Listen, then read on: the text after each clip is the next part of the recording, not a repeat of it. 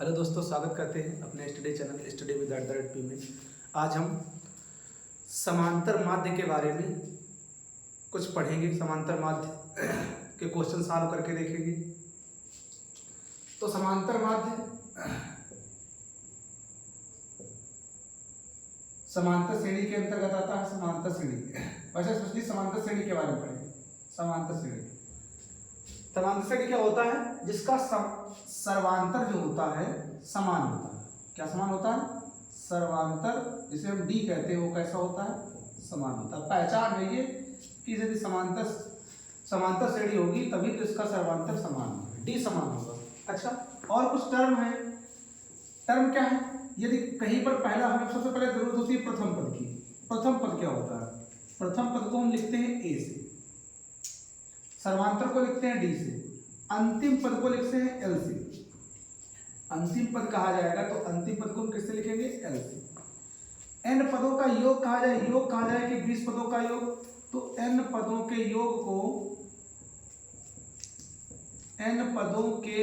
को लिखेंगे हम एसएन से। एनवा पद कहा जाए तो एनवा पद का मतलब एन, या इसको हम टीएन भी कह सकते हैं। टीएन जो भी बोल सकते हो तो वो बोल सकते हो। ये हम कुछ महत्वपूर्ण पद हैं जो हमने बताया है। यदि हमें सर्वांतर निकालना तो सर्वांतर निकालने के लिए क्या करेंगे? लगातार दो पदों का अंतर करते हैं। जैसे मान लो हमें सर्वांतर डी निकालना है तो क्या करो? T2 से T1 को घटा दो, दूसरे पद से पहले पद को घटा दो, या फिर तीसरे पद से दूसरे पद को घटा दो, या फिर चौथे पद से तीसरे पद को घटा दो। हमारा क्या निकल के आ जाएगा? सर्वांतर निकल के आ जाएगा। और हम बताएं समांतर श्रेणी होती क्या है। तो समांतर श्रेणी में हमें प्रथम पद मालूम है तो उसमें डी जोड़ते जाओ, उसका सर्वांतर जो डी जोड़ते जाओगे हमारी समांतर श्रेणी बनती जाएगी। मतलब ए प्लस डी, ए प्लस 2d, ए प्लस 3d, ए प्लस 4d, ऐसे लास्ट में क्या आ जाएगा? ए प्लस n-1 इंटू डी। ये हमारी सीरीज होगी। अर्थात इसका मतलब क्या?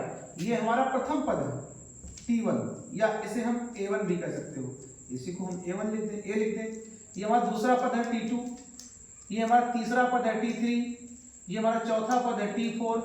तो ध्यान से देखना, जो यहाँ पर पद है उससे एक कम डी आता है। जो यहाँ पर पद है उससे एक कम डी, अर्थात हम कह सकते हैं Tn का फार्मूला जो होगा वो A plus n-1 into D होगा हमारा।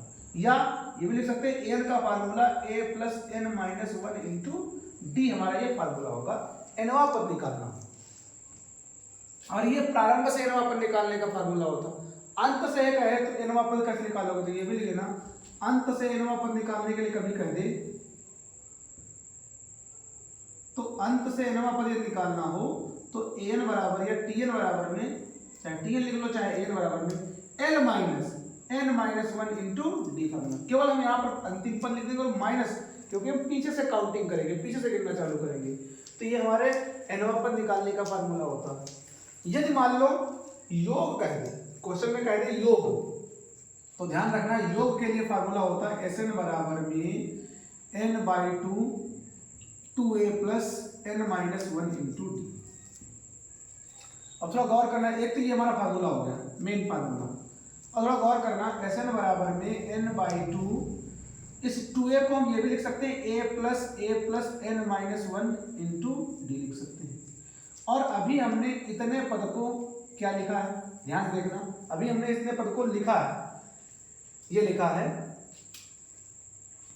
a plus n-1 into D. इसको हम एल भी पढ़ सकते हैं, एल भी पढ़ो चाहे एन पढ़ो, एक ही चीज है। तो इसको हम एल भी कह सकते हैं, इस पूरे पद को जो लिखा है। तो हम यहाँ पर फार्मूला Sn बराबर में n/2 a प्लस एल भी बना सकते हैं। ये भी हमारा एक फार्मूला हो सकता है। ये हमारे योग के फार्मूले, योग निकाला। अब मान लो कभी क्वेश्चन में कह दे कि योग दे रखा है, n पदों का योग दे रखा है, Sn का मान दे रखा है, कुछ कह दे nवा पद ज्ञात करो, कह दे कि n पदों का योग दे रखा है, n पदों का योग दे रखा है और nवा पद ज्ञात करो। तब क्या ज्ञात करोगे? तो हमेशा याद रखो, nवा पद दे रखा हो, n पदों का योग दे रखा हो तो हमेशा n की जगह पर n-1 रख लेना, जहां जहां पर जो भी लिखा हो। फिर उसके बाद में इन दोनों को घटा देना, वो हमारा एनवा पर निकल के आ जाएगा। अर्थात n बराबर में Sn-S n-1 कर लोगे, यहां से हमारा nवां पद ज्ञात हो जाएगा। जैसे हम एक क्वेश्चन सॉल्व करते हैं, जैसे लिखा है कि n पदों का योग, जैसे एग्जांपल, जैसे क्वेश्चन लिखा है कि n पदों का योग 4n² + 3 है, कहे कि nवां पद ज्ञात करो। तो nवां पद कैसे ज्ञात करोगे, तो यहां पर पहले हमने बताया n-1 निकालोगे, और यहां पर भी n है तो n-1 का होल स्क्वायर प्लस 3। अब इसको हल कर लो, थोड़ा हल करोगे तो 4 ये n-1 का होल स्क्वायर, तो a² + b² माइनस का 2ab + 3। अब और हल कर लो तो गुणा हो जाएगी 4n² + 4 - 8n + 3, ये हमारा हो जाएगा। इसको और हल कर लो तो 4n² माइनस का 8n और 4 और 3 हो जाएंगे हमारे 7, 4 3 7 हो जाएंगे। हमें an निकालना है, तो an बराबर में sn - sn-1, तो sn का मान हमारा ये है 4n² + 3 माइनस इसका मान हमारा ये रखा है, अंदर के चिन्ह बदल देना, तो माइनस का 4n² प्लस का 8n माइनस का 7। देखो 4n से 4n कैंसिल, ये कैंसिल, और क्या हो सकता है, 8n बचा हुआ है, तो इसको सॉल्व करने का, इसको सॉल्व ही करना है केवल। तो ये एग्जांपल के तौर पे बताया था कि क्या करना है, जहां पर n है वहां पर n-1 ही रखना है केवल। तो ये समांतर श्रेणी को सॉल्व करने कुछ तरीके, समांतर श्रेणी के सूत्र हैं जो मैंने लिखा है। nवां पद का सूत्र ये लिखा है, ये भी nवां पद, अंत से nवां पद है, अंत निकालना हो तो भी यही हम यूज करेंगे, अंत से नवां पद निकालेंगे तो ये यूज करेंगे फार्मूला, योग का ये फार्मूला यूज करेंगे। तो ये हमारे कुछ सूत्र है। अब हम बात करेंगे समांतर माध्य की, समांतर माध्य निकालना तो क्या करेंगे, तो समांतर माध्य में मान लो 3 पद रखेंगे, रखा हमारा पहला पद a, b, c, समांतर श्रेणी में है, ये तीनों पद हमारे किसमें है, समांतर श्रेणी में।